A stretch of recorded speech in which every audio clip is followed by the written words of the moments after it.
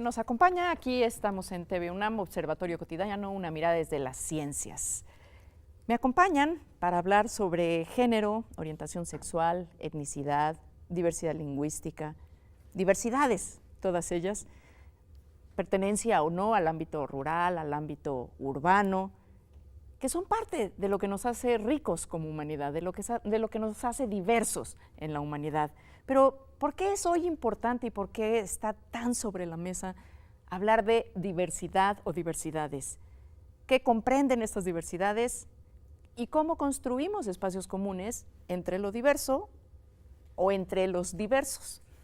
Y para ello me van a acompañar esta noche en el estudio Lucía Rafael. Ella es coordinadora académica del Laboratorio Nacional de Diversidades, del Laboratorio Nacional Diversidades sin el D, de la UNAM. Muchísimas gracias por estar con nosotros, Lucía. Gracias por invitarme. También está Adriana Segovia del Laboratorio Nacional Diversidades UNAM. Muchísimas gracias. Coordinadora general. Y ella es la coordinadora académica. Okay.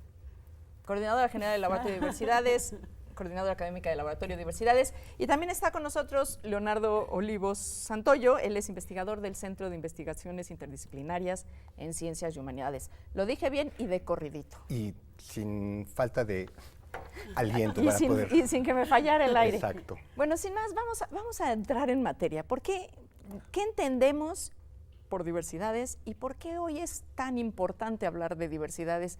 ¿Y qué pasaba antes? ¿No? ¿Quién, Lucía? Bueno, hablar de diversidades hoy significa reconocer que el mundo está construido, a pesar de que las diversidades existen desde toda la vida y que son lo que le ha dado sustento a la humanidad misma, hoy en día la diversidad se define a partir de todos esos grupos que quedaron marginalizados dentro de una noción de un paradigma del establishment, que desde el feminismo le llamamos paradigma masculino, que está formado por el hombre blanco, alfabetizado, propietario, etcétera, y que es el modelo a partir del cual se construye ahora sí que se construye toda la sociedad cultural, y toda la sociedad y toda la cultura occidental. Lo que vemos en la tele, lo que vemos en el radio, lo que todo está basado, pero revistas. No solamente es, desde mi área, que es el derecho, el sujeto de derecho es el hombre. Es el hombre, este hombre blanco alfabetizado. Es decir, entonces las diversidades son todas esas identidades que quedaron marginalizadas por ese modelo, que además parece que desde el derecho hay una visión neutra y pareciera que integra a todas estas diversidades, y lo que nos hemos venido dando cuenta desde los últimos 40 años es que no es cierto. Entonces surge una serie de espacios de investigación que te permiten, bueno, y antes de eso vienen desde el activismo, que te dicen, oye, los derechos humanos no me están considerando a mí como mujer, oye, no me están considerando a mí como negro, oye, no me están considerando a mí como indígena, y de pronto hay toda una reivindicación de esos derechos no que los derechos humanos eran universales, no es cierto. Y entonces las diversidades son, al final de cuentas, todo ese mosaico infinito de pluralidad humana, y específicamente las diversidades es como un espacio de defensa de todo eso que no se reconoce, de todas estas otras diversidades. Que no solo no se reconoce, no se ve, ¿no? Literalmente se invisibiliza. Porque además pienso incluso cómo las ciudades, incluyendo la ciudad universitaria, está construida justamente bajo esta perspectiva, que es el gran pecado de la modernidad, ¿no? Asumir que había un universal que finalmente se decantaba en un cuerpo, en una forma de pensar que era profundamente, digamos, tenía incluso hasta en una forma de moverse. Totalmente. ¿No? Porque la universidad es totalmente cerrada para las personas que tienen discapacidad, por ejemplo. Por supuesto, ¿no? Hay un cuerpo canónico ahí. Así es. Que la gente que diseñó las universidades, ¿no? Y los espacios urbanos en general, piensa, aunque no lo tenga consciente, de cuál es el cuerpo que se va a movilizar y al que le tienen que dar, digamos, la infraestructura necesaria para que realice el prototipo sobre el cual se diseña y construye es este imaginario de Tarzán. Tú decías que se visibilicen, o sea, no, ¿de qué modo hay que visibilizarlas, no? Porque las diversidades... ¿Qué se entiende por visibilizar? Sí, yo creo que ese es un punto muy... Porque pensaba yo, cuando se han mirado las diversidades, los pensamientos conservadores han tendido a normalizar, entre comillas, ¿no? Lo diverso, ¿no? A los niños que escribían con la izquierda los obligaban a escribir con la derecha.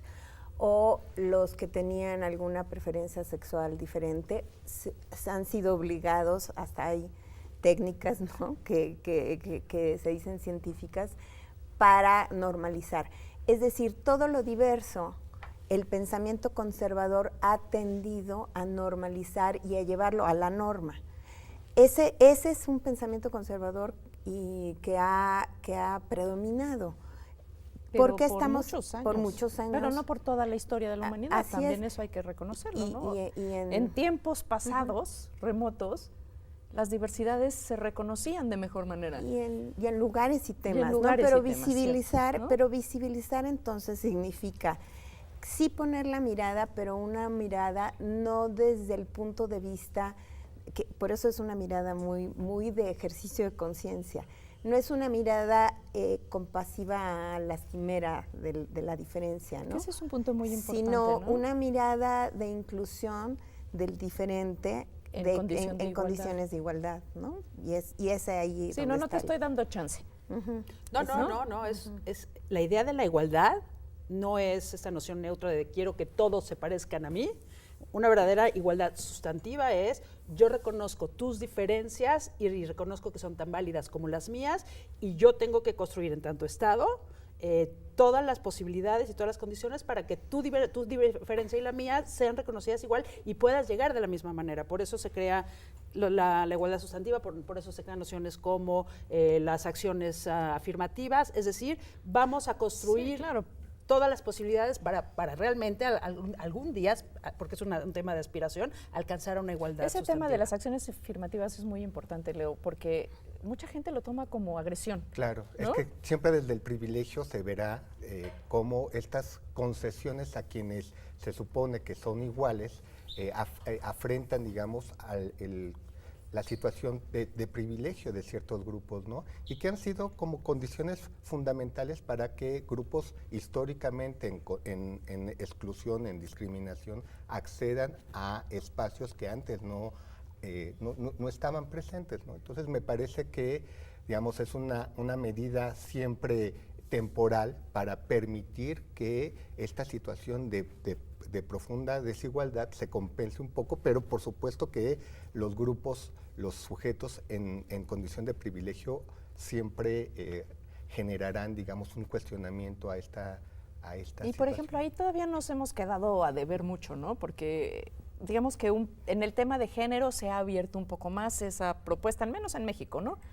Allá hay cuotas, pueden ser no suficientes, pero en el tema de discapacidad o en el tema de diversidad sexogenérica... O ahí, étnico. O sea, el tema étnico en que este país Exacto. es brutal. Y en esta universidad es central que generemos políticas de acción afirmativa para que las personas que provienen de orígenes étnicos diversos puedan tener un acceso con mucha mayor prontitud y eficacia en la universidad, ¿no? O sea, me parece importante nada más aclarar que parece que hemos ganado mucho en el tema de género, específicamente en los derechos de las mujeres. Está más presente, pero, por ejemplo, ¿no? el tema de las cuotas, no solamente en México, sino a nivel mundial, lo que ha generado es una violencia política contra las mujeres que es impresionante, porque ahí te das cuenta que hay, como decía Leo, hay un rechazo absoluto a esos cambios. O sea, no estás aquí porque lo mereces, sino porque te lo permitís. Así es, entre otras ¿no? cosas. Y es además tú no te lo mereces porque hay otro hombre que tendría que tener tu puesto, ¿no? Que entonces, por eso no quiero quedarme ahí, pero sí decirte que no, o sea, ha habido avances, pero está generando muchísima reacción. ¿Cómo podemos construir avances más de fondo, más profundos en este contexto, ¿no?, en el que vivimos? Mire, yo te diría, desde luego que las legislaciones y las políticas públicas, desde luego que son la parte fundamental, ¿no? En quienes trabajamos, yo por ejemplo que trabajo con comunidades, sabemos que la diferencia que ha sido en los últimos 10 años, que el matrimonio igualitario sea legalizado, que la interrupción del embarazo también sea legal en esta ciudad, hace en la cultura de las personas una diferencia respecto a hablar de cosas que antes eran vetadas o tabú. Ajá. Entonces, claro que hay que ir a varios niveles, las políticas públicas, la legislación, pero hay que hacer cosas y yo creo que esta universidad es la punta de lanza que siempre dice Lucía, es la punta de lanza que tiene que ir adelante del pensamiento conservador, adelante del pensamiento normalizador. Es decir, no queremos que los indígenas entren para ser como los otros, sino para desde su diferencia tener acceso a los derechos de educación. Es un tema importantísimo, ¿no? Porque no queremos exactamente desarroparlos de su identidad. Queremos que su identidad nos arrope a nosotros, o sea, que se sume a lo que está ocurriendo en esta universidad. Y hay programas más o menos exitosos, desde luego nos falta muchísimo por hacer en ese punto, pero así, si tuviéramos que escoger acciones específicas, por ejemplo, en el caso de comunidades indígenas, para que pudieran llegar a la universidad, eso tiene que plantearnos un programa desde la primaria, ¿no? O bueno, desde antes, porque pues la posibilidad de que lleguen ya y que pasen el examen de la UNAM y que... No, tienen toda una serie de condiciones de handicap, ¿no? Claro. En contra, que yo, entre otras cosas, porque lo indígena en este país es algo que no prestigia, todo lo contrario, o sea, incluso como identidad, o sea, quienes nos reconocemos como indígenas es todo un problema de reconocer, de ocupar una posición que está profundamente devalorada, ¿no? Entonces, me parece que, bueno, ha habido, creo que avances importantes, pero yo, por ejemplo, pensaba cómo en términos de todos los promocionales que incluso la propia universidad genera, cómo el cuerpo indígena no es un cuerpo que esté visibilizado. O sea, tenemos campañas a favor de la equidad que todavía tienen una serie de elementos muy occidentalizados, ¿no? Sí, incluso cuando escogemos a los que nos parecen guapos o guapas, los rasgos son totalmente occidentalizados, ¿no? O sea, puede ser morenito, puede ser negrito, pero tiene que ser con rasgos, la nariz recta, los labios pequeños. Hay un comportamiento nacional, y que la UNAM no es una excepción, totalmente esquizofrénico. O sea, somos racistas con los mismos mexicanos, y somos más racistas particularmente con los mexicanos que son originarios de este país. Y ha habido grandes campañas, CONAPRED creo que ha hecho un trabajo muy interesante en el cual prueba claramente que cualquier persona que se considere cercano al ser moreno, eso lo hace concebirse a sí mismo como alguien menor al que tiene enfrente.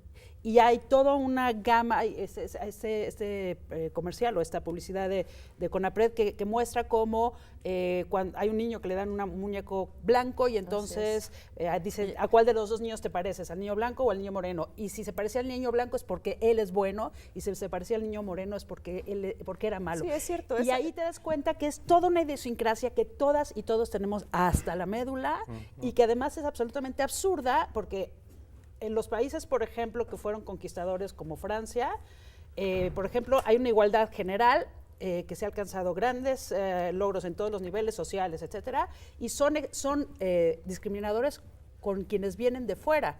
Los mexicanos somos discriminadores con quienes venimos de dentro. Déjenme hacer una breve pausa, tenemos que ir al corte de medio tiempo, pero enseguida regresamos, no se nos vaya.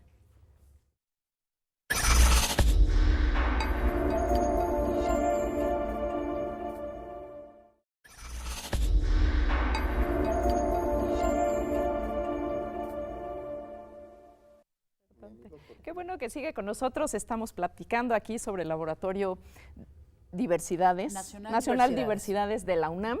Y estábamos platicando un poquito el contexto de diversidades, México, el mundo. ¿Por qué no en esta segunda parte del programa aprovechamos para que nos platiquen qué es el laboratorio, qué pretende y para dónde vamos con él? Yo quería retomar lo que dijo... Bueno, el laboratorio es un laboratorio nacional CONACYT, ¿no? Te cuento. De hecho, por eso es un laboratorio nacional. Los laboratorios nacionales son programas de CONACYT de apoyo y fomento a la investigación, específicamente incluso para consolidarlos como espacios con equipos sofisticados para realizar sus investigaciones. Tareas. Y entonces, en principio, es un laboratorio, o sea, son laboratorios que están creados para las ciencias básicas. Habemos en el momento 5 laboratorios que pertenecemos a las humanidades, Ciencias Sociales y Humanidades, y somos el primero que trabaja el tema de diversidades. Y bueno, ¿Cuándo lo aprobaron? Es a muy, ver, muy bebé, ¿no? presentamos el proyecto en enero, lo aprobaron en abril y desde abril hemos estado trabajando. Ahorita en noviembre presentamos ya nuestro primer informe de primer año de gestión. Pero si no va ni un Horario, año. y ahora sí que gestión Calendario con CONACYT. Y ha sido un proyecto, bueno, que estamos muy emocionados de poderlo hacer. Quería, hace ratito te decía, retomar lo que dijo Adriana respecto a qué es lo que se puede hacer o cuáles son las apuestas para tratar de cambiar estas realidades. Y para nosotros el laboratorio es una de esas apuestas de la UNAM, una apuesta urgente, un posicionamiento frente a ese endurecimiento de posturas actuales que se están radicalizando, que son xenófobas, misóginas, el nivel de discriminación y de odio del otro. Y de intolerancia. Y de intolerancia ¿no? en México se está volviendo, bueno, en México y en el mundo, porque además ese es otro punto. En México se ha agudizado muchísimo con temas como el Frente Nacional para la Familia, que está aprovechando el tradicionalismo nacional para echar hacia atrás todo lo que se ha alcanzado en materia de diversidades. Sobre todo en la Ciudad de México, ¿no? ¿O en qué otros estados vivimos? Yo creo que la Ciudad de México es el estado que menos mal está. Hay quien lo llama la Isla de las Libertades, porque aquí se han logrado muchísimas cosas que en el resto del país son casi inimaginables, ¿no? Claro. Pero regresando un poco a lo que hace el laboratorio y que hacemos en otros espacios universitarios, UNAM, claro. Es justamente documentar, que quizá es una de las contribuciones a largo plazo, digámoslo así, de justamente reconocer, cuantificar, cualificar cuáles son las diversidades, dónde están las diversidades, quiénes la conforman las diversidades, ¿no? Creo que es un ejercicio de la academia que es importante porque tampoco lo sabemos a ciencia cierta, ¿no? Y traerlas al frente, ¿no? Exacto. Una apuesta Porque fuerte. lo que no se ve, no se conoce, no se entiende. Sí, por eso una apuesta fuerte del laboratorio, o sea, tiene una parte de investigación y académica, pero hay una apuesta fuerte respecto a lo audiovisual, ¿no? A que haya permanentemente una visibilización en los medios audiovisuales de testimonios, de entrevistas, de gente de la diversidad o hablando sobre las diversidades, ¿no? Entonces esta es una de las grandes apuestas visibles. Y quiero decir que vamos encontrando como buen laboratorio los retos y las dificultades, ¿no? Porque aparentemente se juntan justamente, insisto, como las fuerzas o las visiones no conservadoras para apoyar estos proyectos, y al mismo tiempo vamos encontrando las dificultades como de recibir en el laboratorio a una persona con silla de ruedas y luego ver que no tenemos las posibilidades, las facilidades para que suba o que baje. Ahí es donde nos vamos dando cuenta, o alguien que entra a nuestras instalaciones y que tiene un aspecto retador, desafiante respecto a su diversidad, y que no deja de ser mirado, mirada, señalado, enjuiciado. Yo creo que esta de la mirada es una cosa fundamental, cómo acostumbrarnos a mirar lo diferente como algo que no es para estar, cuando digo mirada, no es para quedársele viendo, sino como algo que forma parte de nuestra riqueza, ¿no? Y entonces hasta hoy creo que sigue habiendo muchos espacios donde lo diferente se mira, pero se mira como con juicio, no como diversidad. Las mujeres sabemos mucho de esas miradas, ¿no? Sí, para empezar, sí, así es. ¿Y cuáles son los retos más relevantes que presenta construir un laboratorio diferente a los otros laboratorios que estaban anclados en las áreas de las ciencias físicas, biológicas, químicas, etcétera, desde las ciencias sociales? ¿Y cuál es el reto que tienen enfrente en la universidad y afuera? Porque de hecho, un poco en el sentido de lo que decía Adriana, todos tenemos la absoluta certeza de que la UNAM tiene que ser esta cabeza de punta de lanza, que siempre me equivoco, por eso nos reímos, es punta de lanza en temas de diversidad, porque uno de los principios básicos de la universidad precisamente es la pluralidad. Y esa es la apuesta. Y nos damos cuenta en todos los niveles que eso es complicado. no solamente al interior del laboratorio, en donde estamos personas que todas trabajamos por los mismos temas y que tenemos como una formación similar, y nos damos cuenta que no, que hay epistemologías distintas, que hay visiones distintas respecto a ciertas cosas. Entonces eso es en el espacio íntimo del laboratorio, por ejemplo, que es muy interesante. Hasta la diversidad dentro de la diversidad. Exacto. Claro. Para nosotros la noción de laboratorio, y por eso nos atrevimos a entrar, es esta noción de Montaigne, que era un espacio de ensayo-error, y todo en todo lo que tenga que ver con diversidades pasa por esa noción de estar intentando de darnos cuenta de esas contradicciones, de tratar de subsanarlas, de darle su espacio a cada una de esas diversidades al interior. Y luego, como parte de la UNAM, también nos topamos con eso, porque en realidad la UNAM en ciertas cosas ha logrado ser esta punta de lanza y en otras tiene todo un camino por recorrer.